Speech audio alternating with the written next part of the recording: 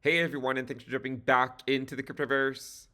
Today, we're going to talk about Bitcoin, and we're going to be providing an update to the bull market support band. If you guys like the content, make sure you subscribe to the channel, give the video a thumbs up, and check out the sale on Into the Cryptoverse Premium at intothecryptoverse.com. Let's go ahead and jump in. So, of course, this has been a fairly eventful week. The price of Bitcoin did just have a weekly close below its 20-week SMA. All right.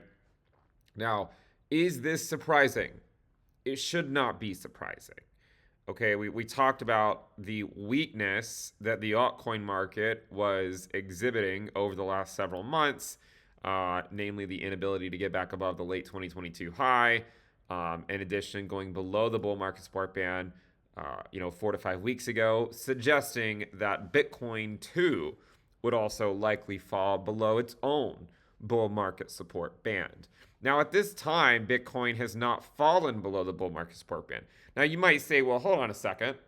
You just said that it fell below the 20-week SMA. Well, that's true. It did. But the bull market support band consists of more than just the 20-week SMA. It's a band, okay? And they have some pretty good songs. The other one is the 21-week EMA. 21-week EMA. The 21-week EMA right now is at 25,860. We're at 25,947. The 20-week SMA is at 26,318. So we are now within this band. My suggestions previously have been, in fact, that Bitcoin would likely fade going into the summer. We called for the summer lull back in April. We noted the similarities in this move and some of the prior moves that came before it, suggesting that Bitcoin would ultimately fade this move. Of course, this view has been met with a lot of resistance, basically because Bitcoin has been in such a bullish trend. But by the time you get to the point where the bullish trend potentially is more obviously over, then you could argue that it's too late. So we did at least call for a summer lull about 2 months ago. Okay, about 2 months ago. We're now halfway through June. Okay, and so far it seems that this idea is coming to fruition. With that said, it might be somewhat premature for the bears to celebrate. Why is that? Well, there are times where we get, say, a weekly close below one of these, but not the other. And one example was actually here in September of 2021. We called for this back test in September, knowing that September is not a great month. We had a weekly close below the 21-week EMA, but we did not close below the 20-week SMA. And what ultimately happened was Bitcoin broke back up to the upside. There are other examples where you will find Bitcoin closing below one and not the other, and the bull trend theoretically still continuing. In fact, I believe you'll find many times in 2017 where exactly that happened, right? Where you get a close below one, but not necessarily below the other, and the bull trend was still technically intact. Okay, there's no shortage of them. And so I think that is something that we should acknowledge. Look, whether you're bullish or you're bearish, you should acknowledge, what are invalidation levels, or what would cause you to reconsider your view.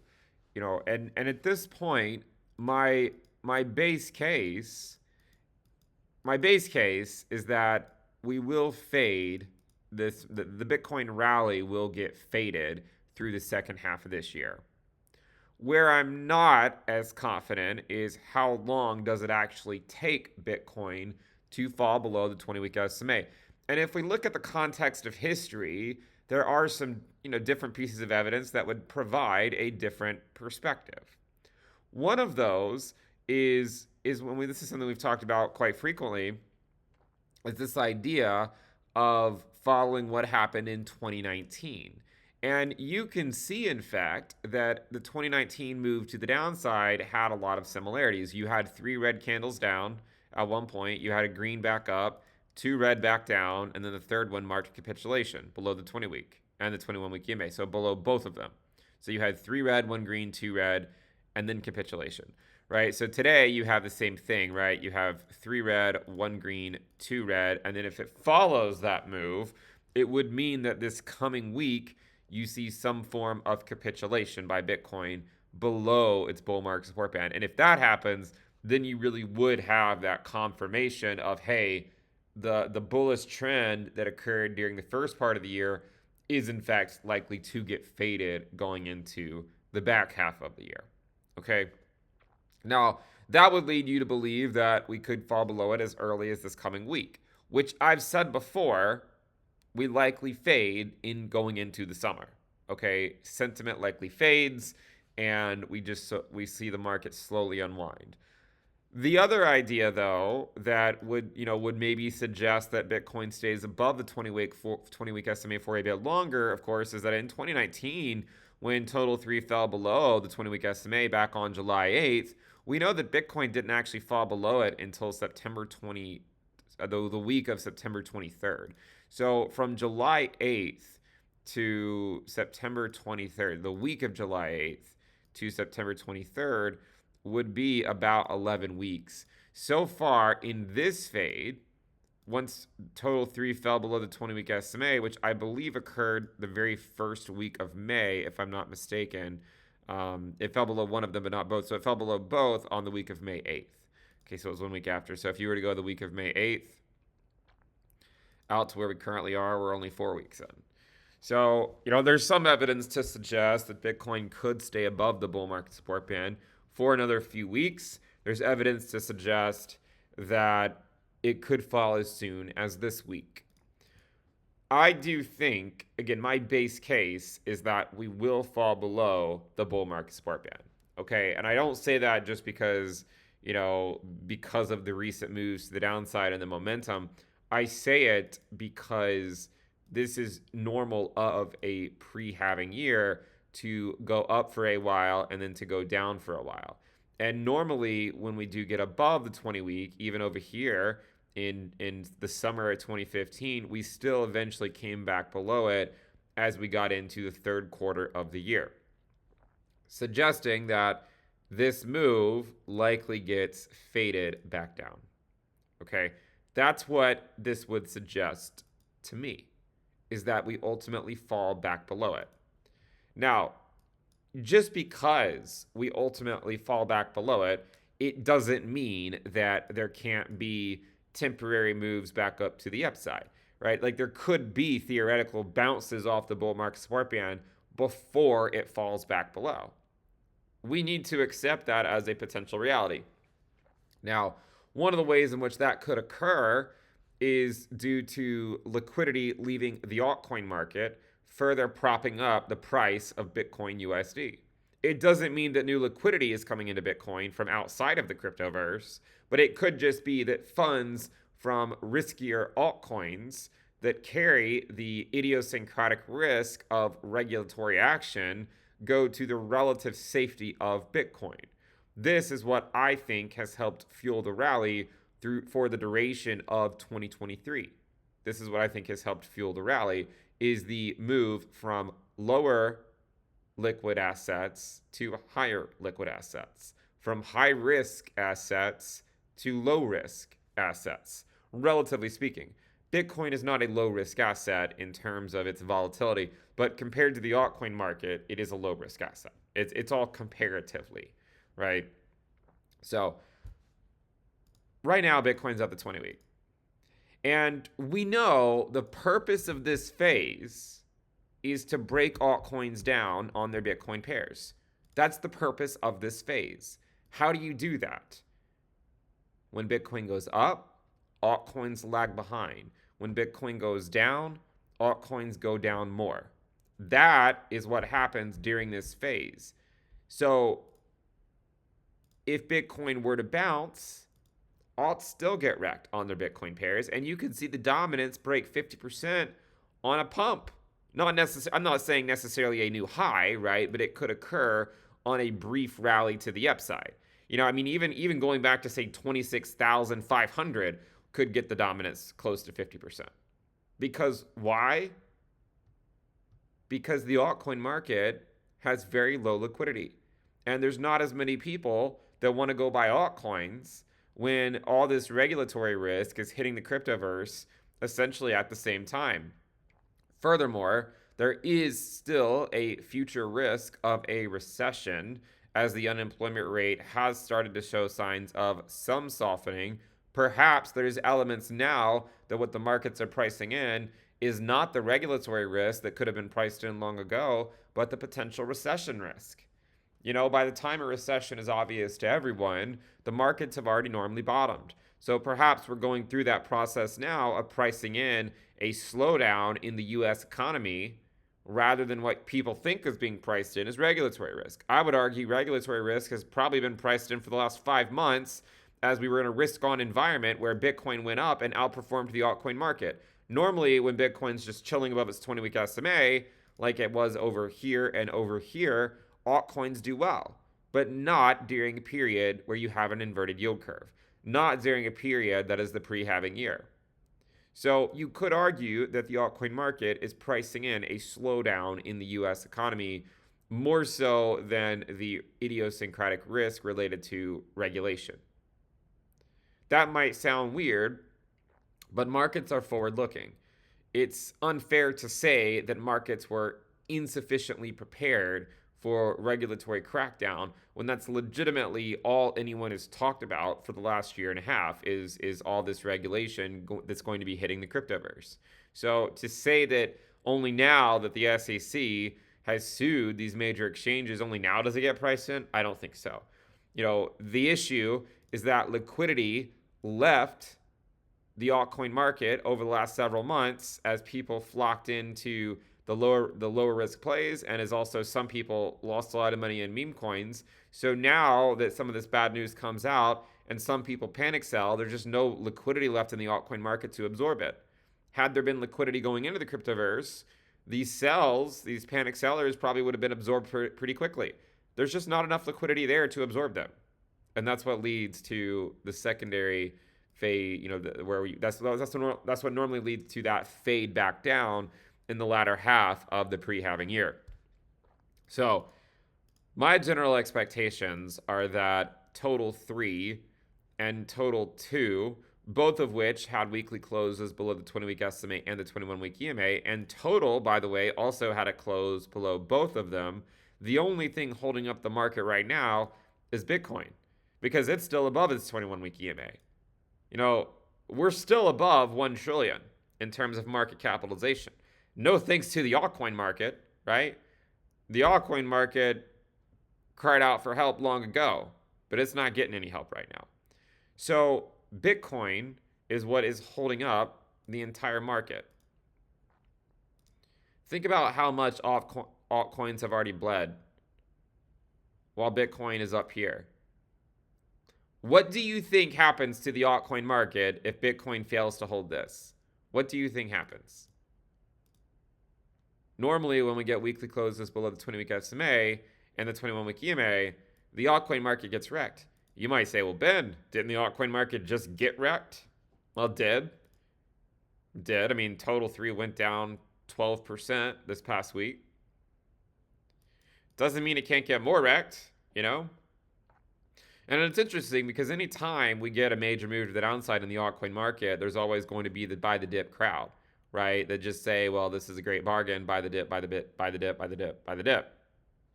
And that's all they'll ever tell you, and that's all they have told you, for the most part. But when you take a tour of a lot of these altcoins, if buy the dip was such an effective strategy in the altcoin market, then what is their response to the fact that many of these have now recently put in new lows? So basically what you're saying, or what sort of the thing to take away here, is that the buy the dip strategy for the altcoin market has clearly not been panning out, as Cardano, Polkadot, Chainlink, Avalanche, and more all put in new lows this week. So again, you would not have been better off just DCing into the altcoin market over the last 18 months when many of these altcoins just continue to go down. The only thing you really need to look at is their Bitcoin pairs, and that would have told you all you need to know. You might say, well, how does that tell me anything about the US dollar pair? Well, it doesn't necessarily, but it tells you if the altcoin market is worth the risk.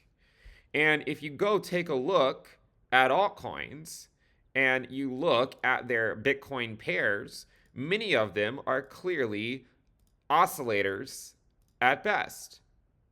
Some of them just bleed. Okay?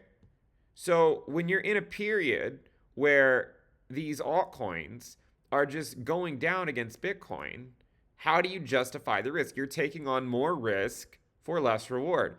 I even warned about Chainlink earlier. I said, some people were hopeful that it was going to hold these lows. I said, well, I think Aave Bitcoin is showing the way for Link Bitcoin. And wouldn't you know, fast forward a couple weeks, and they've all taken out their prior summer 2022 lows. Okay?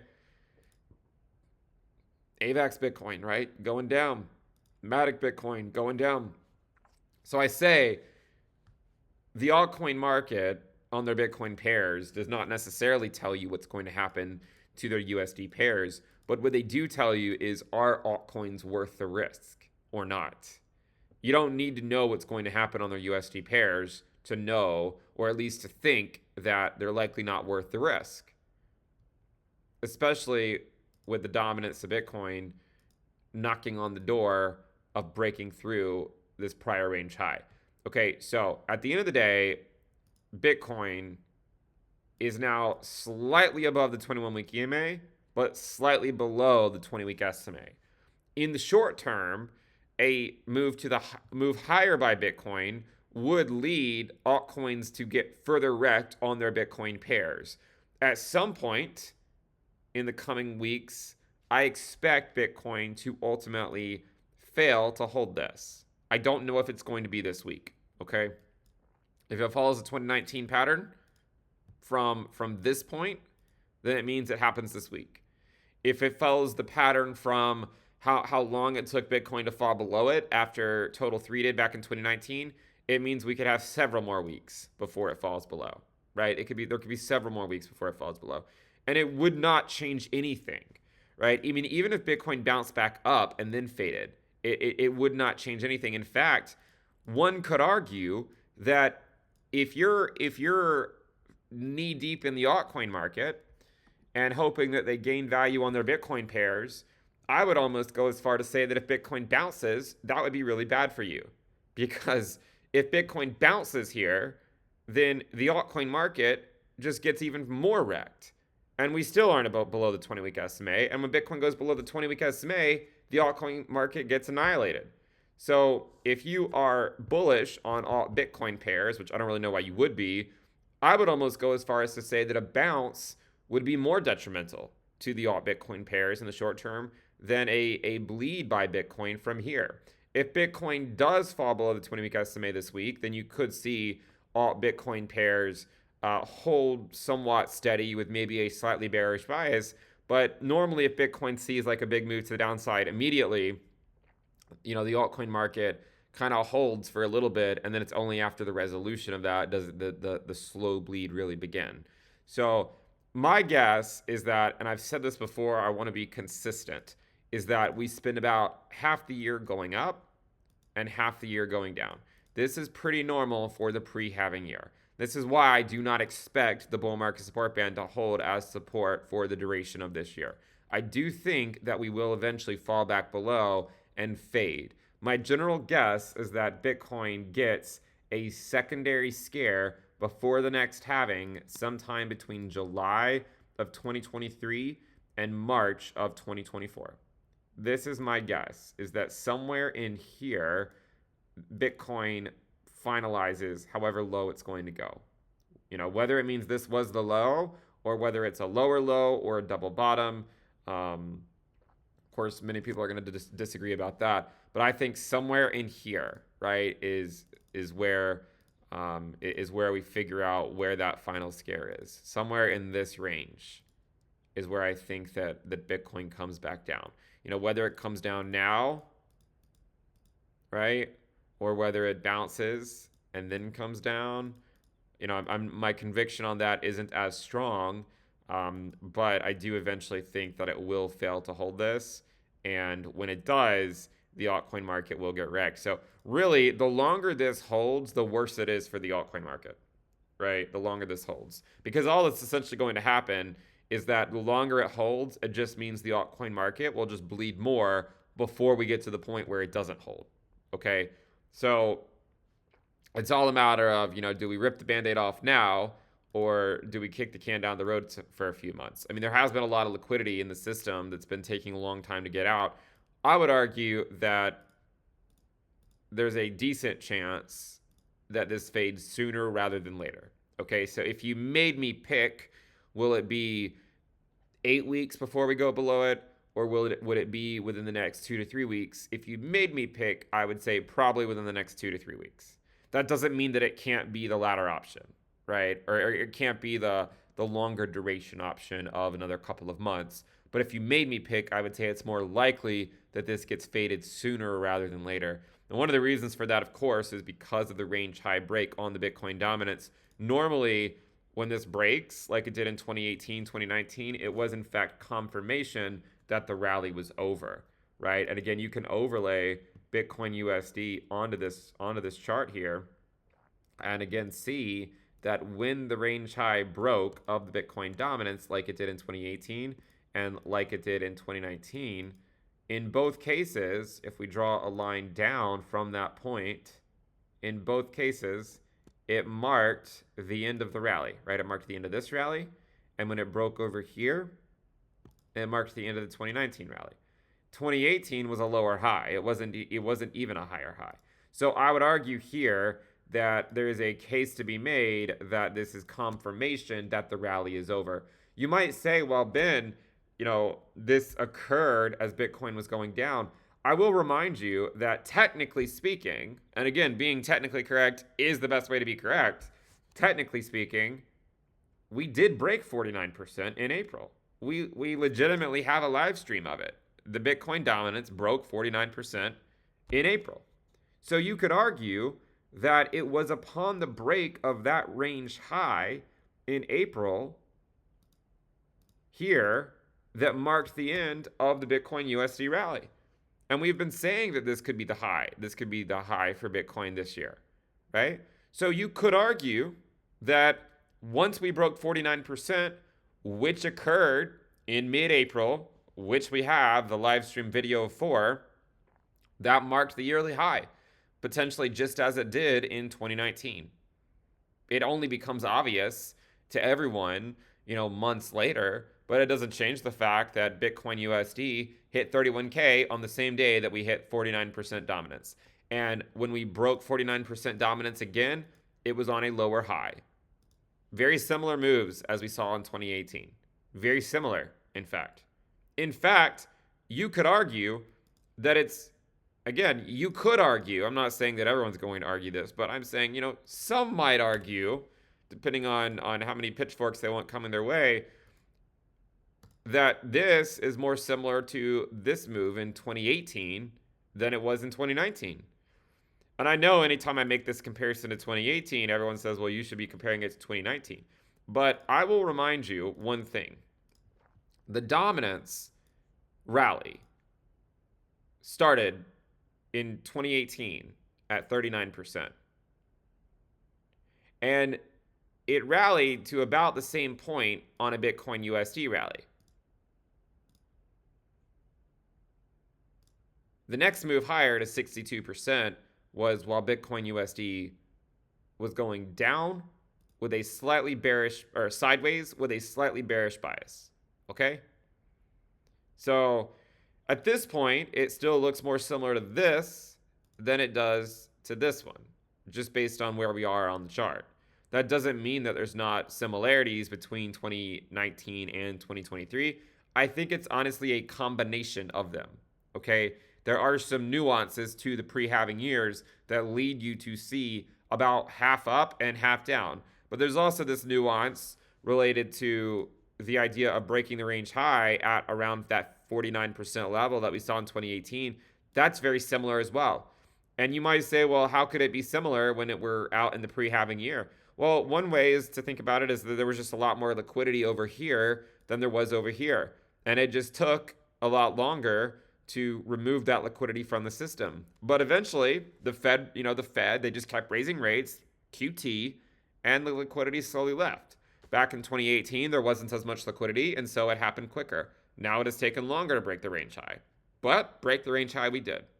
So I would guess that it's more likely than not that we fall below this within the coming weeks. Okay? You could make a case that it could take out until sometime in mid to late July for it to break. There are some pieces of evidence to suggest that that could be an outcome, but I would be somewhat. I would say I'm more so in the camp that it happens in the next 2 to 3 weeks than like 8 weeks or something. But we'll see. I mean, I'm open to both ideas. But the interesting thing is, and the thing I've said forever, is that the one thing that you can tell about these sorts of markets is that when the dominance of Bitcoin is breaking out like this, and you're wondering if you should go buy altcoins, I can't tell you what to do. I can't. And nothing I say is financial advice. But the history of these types of moves would suggest that the altcoin market is only going to continue bleeding against Bitcoin. That's what it suggests. Is that definitely going to happen? I don't know. But I'm telling you, history would suggest that this market is not done bleeding. The altcoin market is not done bleeding back to Bitcoin. And I think we've also reached that turning point where even though the altcoin market is bleeding back to Bitcoin, there's no longer sufficient liquidity in the altcoin market to keep the price of Bitcoin USD elevated. And that's why Bitcoin is just slowly fading. It happens slowly, so everyone's on edge, constantly thinking a new pump's going to occur, and it just never happens. It doesn't mean there's not going to be like a slight pump to a slightly lower high, but the pump to say 40K that I think a lot of people are still hoping for, the chances of that this year, I think, are relatively low. It doesn't mean that it can't happen. Anything can happen. I just think it's relatively low, low probability outcome. So that's where I currently stand. We did get a weekly close below the 20-week SMA. We're still above the 21-week EMA. So let's see just what kind of shapes up this week.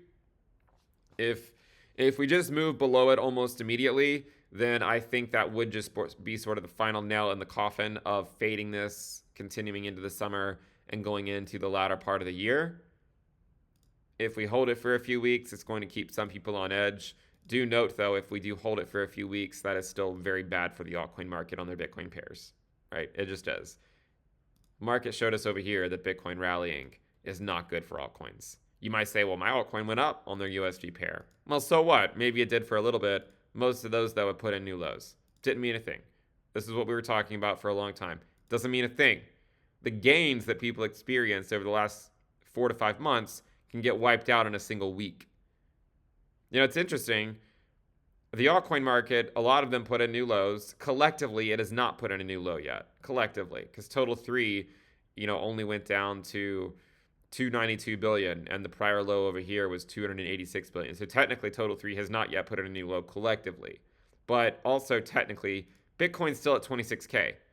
Last week, Bitcoin dropped like 4%, whereas the altcoin market dropped 12%.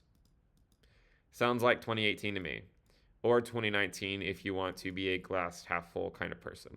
Anyways, if you guys like the content, make sure you subscribe to the channel, give the video a thumbs up, and again, check out the sale on Into the Cryptoverse Premium at intothecryptoverse.com. I know my outlooks are not always the most optimistic, but I just want you to try to protect yourself and understand that these markets are incredibly risky, and if you just go with the buy the dip mentality on the altcoin market, it is a good way to ultimately get wrecked in this market. The same people that are going to tell you to buy the dip today and laugh at those that refuse to are the same people that told you to last week, the week before that, the month before that, 3 months before that, 6 months before that, 9 months before that, and 12 months before that. So please understand that there is a strategy that some people carry out in the altcoin market of buy the dip. The problem with the altcoin market is that most of those altcoins will never see a new all-time high. The problem for that strategy is that you're ignoring the one asset in crypto that is highly likely to eventually go back up and likely take out its all-time high, and that's Bitcoin. It doesn't mean that it's going to not go down. That's a gotcha moment that a lot of people will say is that, well, Bitcoin's also going down. Thank you. That's part of the thesis, right? It's part of the thesis that it goes back down, crushes altcoins on the way up, and it crushes altcoins on the way down. Welcome to the pre-halving year. If you guys like the content, make sure you subscribe, give the video a thumbs up, and I'll see you guys next time. Bye.